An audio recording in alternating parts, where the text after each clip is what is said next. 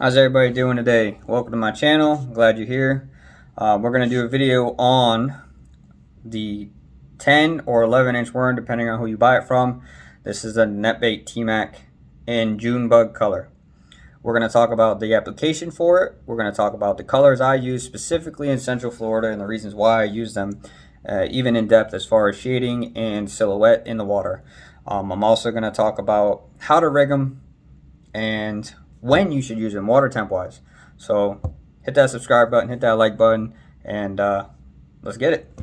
So for me, I use 3 colors in Central Florida. It's going to be a June bug worm, it's going to be a green pumpkin worm, excuse me, and it's going to be a black or very similar to black worm.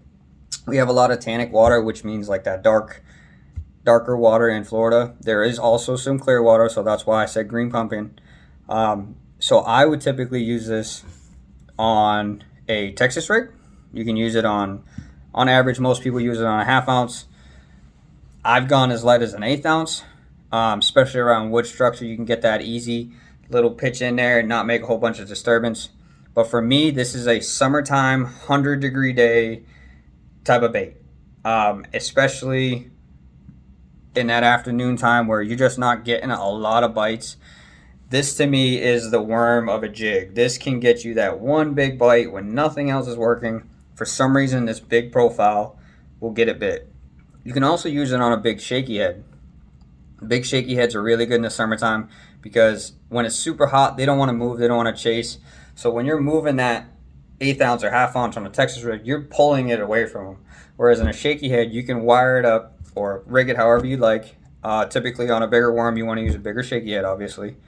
And you can just sit there and make that tail flutter in their face. You want to slow down drastically and just sit there and pump it, almost like if you were to pump a skirt on a jig.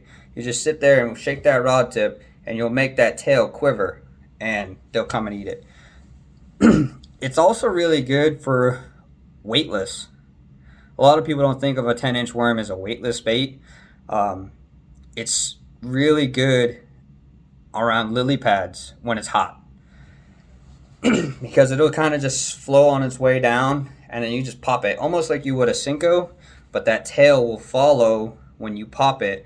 Give it just a slight bit more action and you just let it flutter back down. And typically on that flutter down or when you pop and its tail starts to spin is when they'll come up and crush it.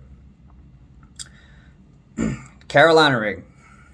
This seems to be a forgotten method. It can be deadly, and I mean deadly. Me and my buddy have caught some serious weight on a Carolina rig in the summertime fishing humps.